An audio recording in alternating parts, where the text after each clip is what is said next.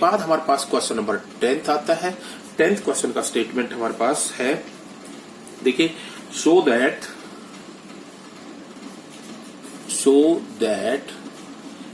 A1, A2, so on AN and so on form an AP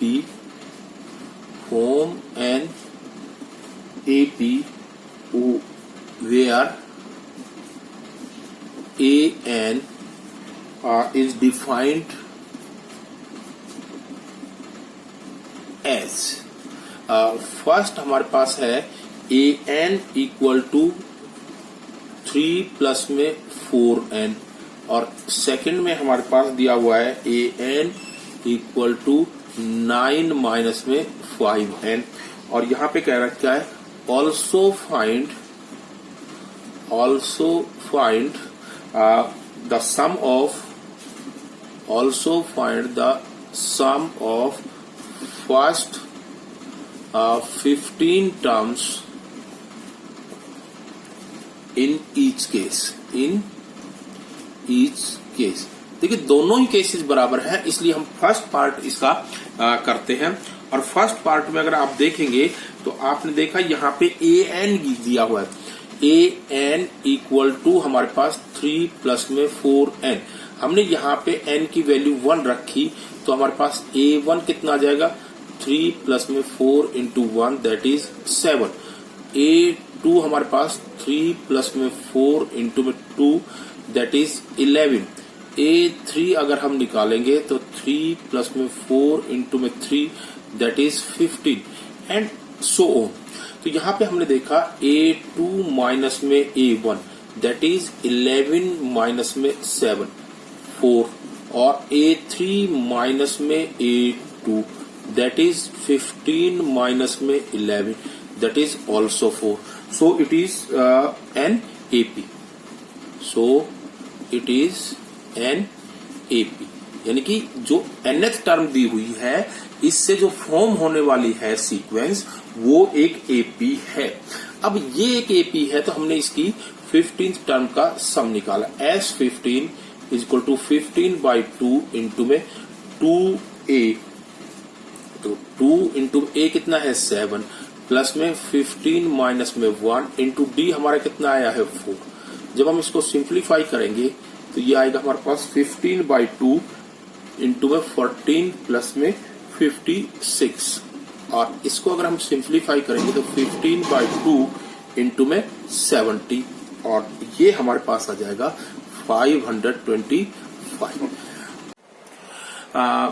question number 11 हमारे पास है, if the sum of first n terms of an AP is 4n minus में n square, what is the first term यानी that is S1, what is the sum of first 2 terms, what is the second term, similarly find third, the 10th and nth term.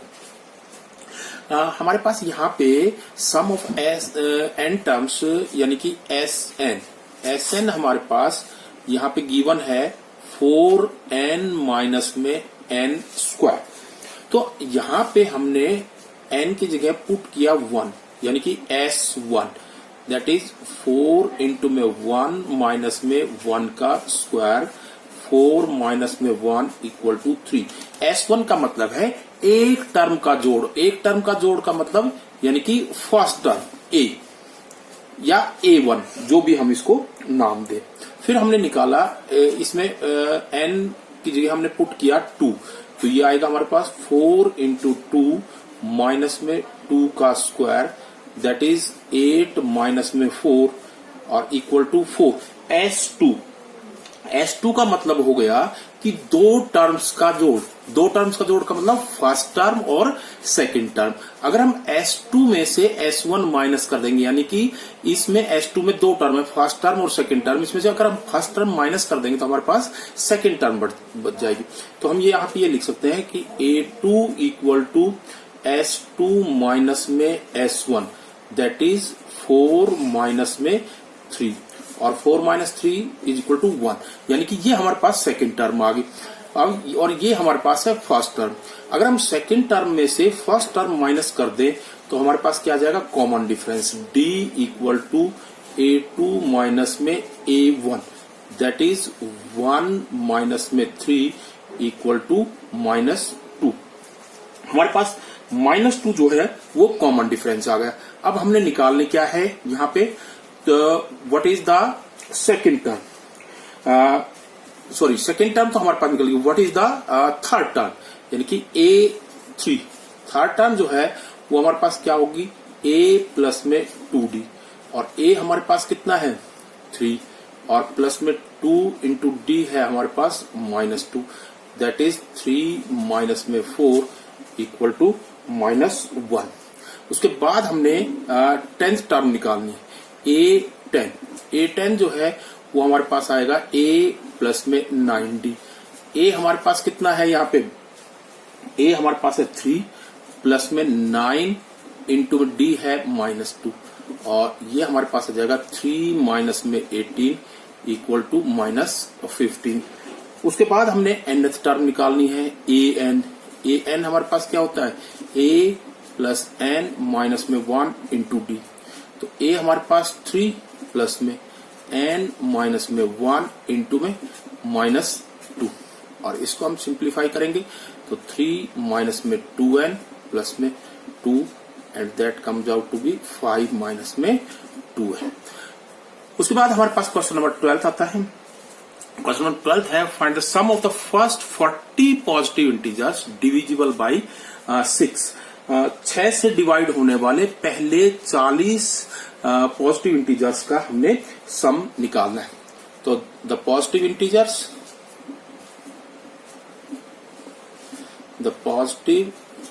Integers divisible by 6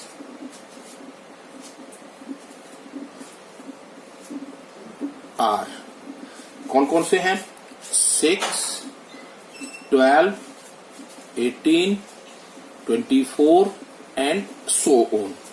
So here a equal to 6, d equal to 12 minus 6 that is 6, और n equal to 40, यानी कि हमने पहले 40 का निकालना है। तो हमारे पास n जो है वो होता है n/2 इंटू में 2a प्लस n माइनस में 1 इंटू डी, और अगर हम इसके अंदर वैल्यू पुट करते हैं तो हमारे पास क्या आएगा, S40 इक्वल टू 40/2 इंटू में 2 इंटू में 6 प्लस में 40 माइनस में 1 इंटू में 6, दैट इज डी। तो ये हमारे पास आ गया कितना, 20 इंटू में 12 प्लस में ये इसको इससे मल्टीप्लाई करोगे तो ये आएगा 234, और after simplification 20 into 246 and that comes out to be 4920। उसके बाद नेक्स्ट हमारे पास है, find the sum of odd numbers between 0 and 50। 0 और 50 के बीच के ओड नंबर्स का हमने सम निकालना है। तो ओड नंबर्स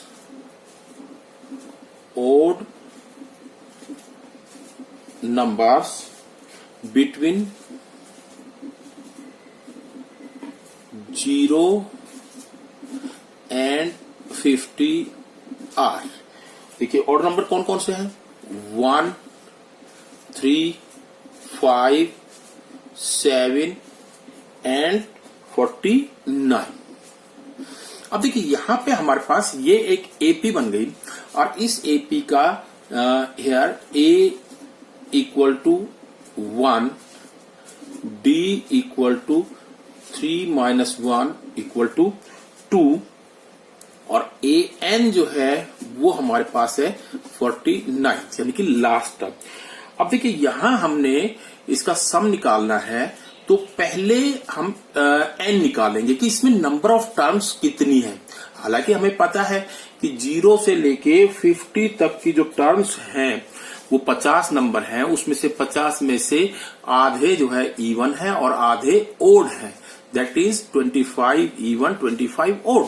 बट अगर हम निकालते हैं तो इसको हम क्या लिखेंगे, a प्लस में n माइनस में 1 इंटू डी इक्वल टू 49, और यहां पे हमने वैल्यू रखी 1 प्लस में n माइनस में 1 इंटू में 2 इक्वल टू 49, और ये आ जाएगा n माइनस में 1 इंटू 2 इक्वल टू 48, और n माइनस में 1 इज इक्वल टू 24, तो n is equal to 24 plus 1 that is 25, यानी कि 25 हमारे पास है।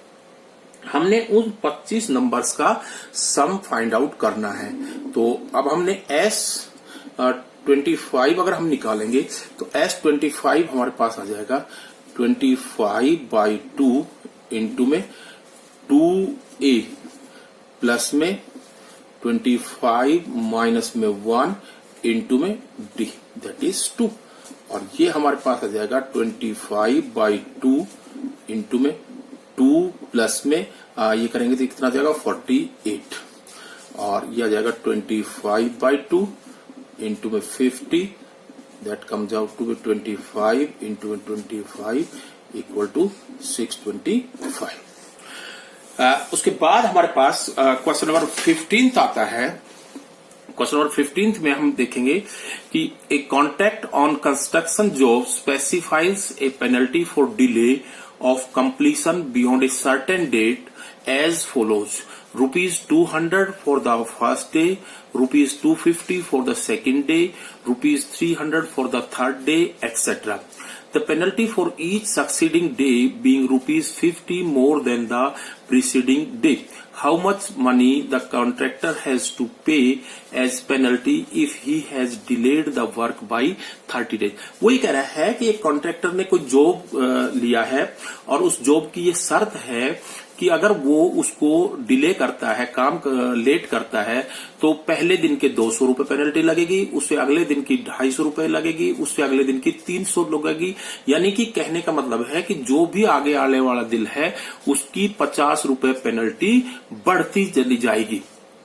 अब वो कहता है कि अगर कॉन्ट्रैक्टर जो है उस वर्क को 30 दिन डिले कर देता है तो 30 दिन डिले करने के बाद उसको कितनी पेनल्टी देनी पड़ेगी।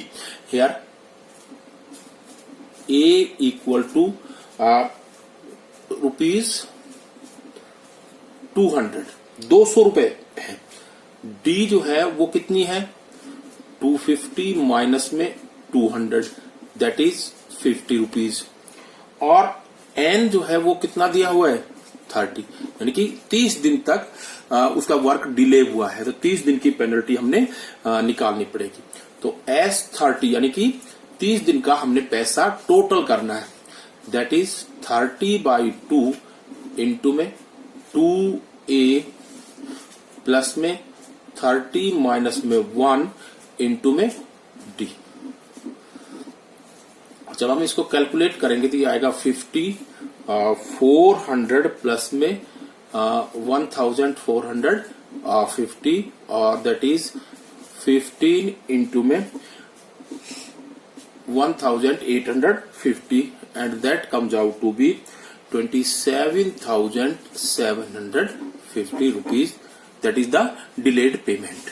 उसके बाद हमारे पास आता है क्वेश्चन नंबर 16, और क्वेश्चन नंबर 16 में हमारे पास ये दिया है a sum of ₹700 is to be used to give 7 cash prizes to students of a school for their overall academic performance.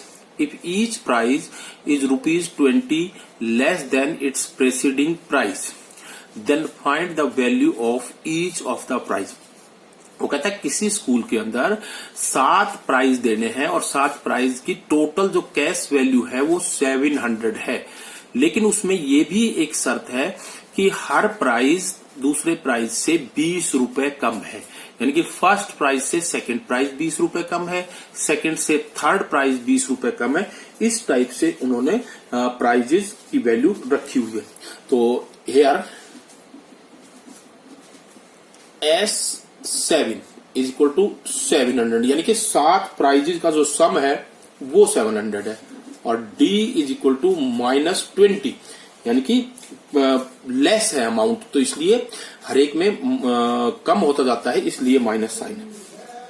इसको हम ये लिख सकते हैं कि 7/2 इंटू में 2a प्लस में 7 माइनस में 1 इंटू -20 इक्वल टू 700। तो ये हमारे पास आएगा 2a माइनस में 120 इक्वल टू 700 इंटू में 2/7, दैट इज 200। तो 2a इक्वल टू 320, तो a इज इक्वल टू 160, यानी कि 160 रुपए जो है वो हमारे पास प्राइज मनी है, फर्स्ट प्राइज मनी। तो हमने ये लिखा value of first prize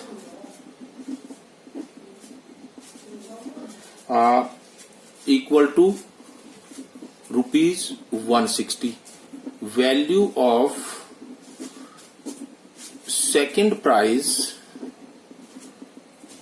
equal to ₹160 minus में 20, that is 140, value of third prize ₹140 minus में 20, 120, value of fourth prize ₹120 minus में 20, that is 100, value of fifth prize ₹100 minus में 20, that is 80 rupees, and value of sixth prize ₹80 minus में 20, 60 rupees, and value of seventh prize equal to ₹60 minus में 20 equal to 40, यानी कि last जो seventh prize दिया जाएगा वो हमारे पास 40 रुपीज का होगा।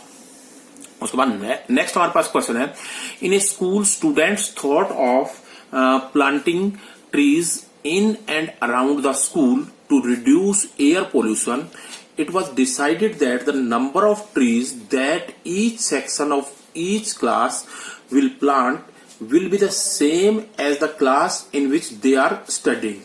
For example, section of class first will plant 1 tree, a section of class second will plant 2 trees, and so on till class 12th. There are 3 sections of each class. How many trees will be planted by the students? हमारे पास ये हमारे पास है, हमने number of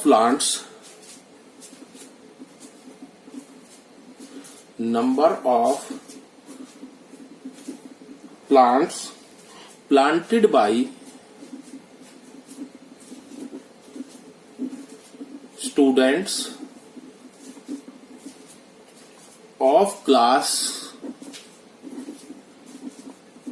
first, class second, class third, so on, and class 12th are 1 into 3, 2 into 3, 3 into 3, and so on 12 into 3। यानी कि पहली class का एक सेक्शन एक पेड़ लगाएगा और 3 सेक्शन है तो मल्टीप्लाइड बाई 3। दूसरी क्लास 2 पेड़ लगाएगी और 3 सेक्शन है तो मल्टीप्लाइड बाई 3। थर्ड क्लास 3 पेड़ लगाएगी और 3 सेक्शन है multiplied by 3। 12th class 12 plants लगाएगी और 3 सेक्शन है मल्टीप्लाई बाई 3। तो ये हमारे पास क्या आ जाएगा, ये हो जाएगी AP3 6, 9 एंड सो ऑन 36। अब हमने ये बताना है कि ये टोटल प्लांट कितने लगे, जो ये एपी है इस एपी के अंदर कितने प्लांट लगे। देखिए here a equal to 3, d equal to 6 minus 3 that is equal to 3, और ए एन जो है वो हमारे पास कितना है 36, और एन इज इक्वल टू 12। ये इंपॉर्टेंट है हमारे पास, हमें यहां से एन निकालने की आवश्यकता नहीं है क्योंकि एन हमारे पास दिया हुआ है कि क्यों हमारे पास क्लास ही 12 है, तो इसलिए हमने S12 निकालना है, दैट इज 12/2। हमारे पास फॉर्मूला है, ये है formula SN is equal to N/2 into में A प्लस में AN, इससे हम निकालेंगे। तो ये हमारे पास 12/2 इंटू में हमने जो है ये निकाला, तो ये हो गया हमारे पास कितना 3 प्लस में 36, यानी कि A हमारे पास 3 है और AN 36 है, तो ये आएगा हमारे पास 6 इंटू में 39 and which comes out to be 234। तो टोटल जो प्लांट्स हैं वो होंगे 234। उसके बाद हमारे पास क्वेश्चन है a spiral is made of successive semicircles with centers alternatively at A and B, starting with center at A of radii 0.5 centimeter, 1 centimeter, 1.5 centimeter, 2 centimeter as shown in below figure. What is the total length of such a spiral made up of 13 consecutive semicircles? Take pi is equal to 22/7। ये हमारे पास figure दी हुई है। देखिए इस figure के अंदर ये जो स्पाइरल है इसके अंदर ये सेमी सर्किल है। अब ये जो पहला है इसका जो ये सर्किल बन रहा है इस सर्कल का रेडियस है 0.5 और इसकी इस सेमी सर्किल की जो लेंथ है आर्क की ये है L1।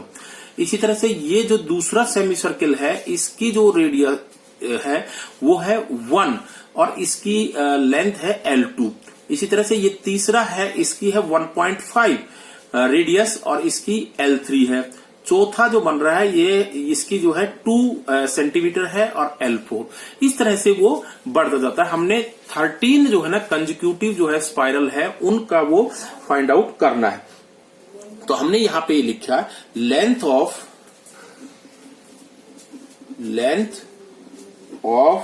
Spiral made up of first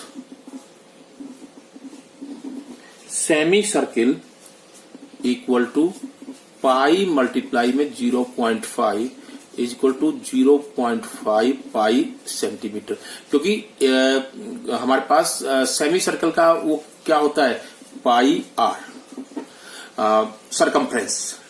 circle का 2 पाई आर होता है तो सेमी सर्कल का क्या हो जाएगा circumference that is equal to pi r. तो हमारे पास length of spiral made up of second semi circle equal to pi multiply में 1 that is pi centimetre. Length of spiral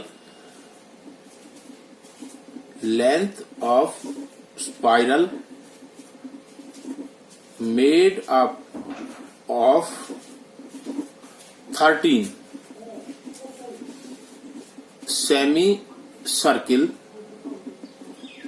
equal to pi multiply में 6.5 that is equal to 6.5 pi centimetre. यानी कि ये हमारे पास that is L1 L2 and ये हमारे पास L13 आ गई। अब हमने टोटल जो स्पाइरल है उसकी लेंथ निकालनी है।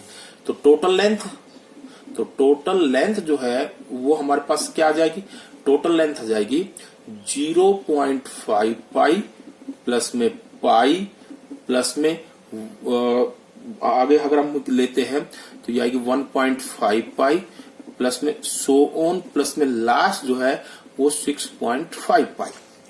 हम इसके अंदर से 0.5 पाई कॉमन ले लिया हमने। कॉमन लेने के बाद ये हमारे पास 1 प्लस में 2 प्लस में 3 प्लस में सो ऑन प्लस में 30। और आप देख रहे हैं जो ब्रैकेट के अंदर है वो हमारे पास एक एपी है जिसकी 13 टर्म्स है, हम उसका सम फाइंड आउट कर सकते हैं। तो 0.5 पाई इंटू में 13/2 इंटू में फर्स्ट टर्म प्लस में लास्ट टर्म। जब हम इसको सिंप्लीफाई करेंगे तो 0.5 पाई इंटू में 13/2 इंटू में 14 वैल्यू रखेंगे तो ये हमारे पास क्या जाएगा 1/2 और पाई को 22/7 इंटू में 13 इंटू में 7। आप इसको कैंसिल करेंगे ये 11 से और दैट इज आ जाएगी हमारे पास 143 सेंटीमीटर।